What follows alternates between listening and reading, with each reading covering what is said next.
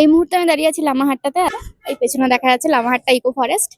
আজকের গেস্টের সাথে আমরা এসছি বললাম, তো ওরা উপরে উঠে গেছে। আমি এখন যাচ্ছি, ভিউটা জাস্ট দেখাচ্ছি। একটু মেঘ এসছে, সকালে ওয়েদার ক্লিয়ার ছিল, বাট ওরা এতটা লেট করে ফেলেছে।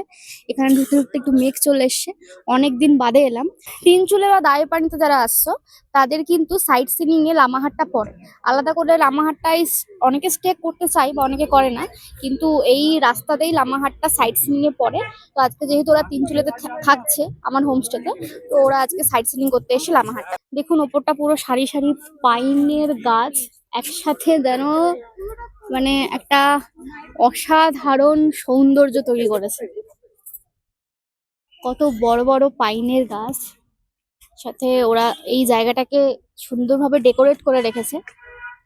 এইদিকে আমাদের দার্জিলিং সাইডে লেপচা জগৎ বা লামাহাট্টার পাইনটা, মানে এই যে লামাহাট্টা যে ইকো ফরেস্ট, সেটাকে কিন্তু খুব সুন্দরভাবে এরা মেনটেন করে, ডেকোরেট করে রাখা সাজানো পাইন গাছ। আমরা রাস্তায় এমনিতে নর্মালি পাইন তো পাই পাহাড়ে, বা তিনচুলেতেও, দাওয়াইপানিতে, চটকপুরে, সব জায়গায় প্রচুর এরকম পাইন ফরেস্ট পেয়ে যাবেন।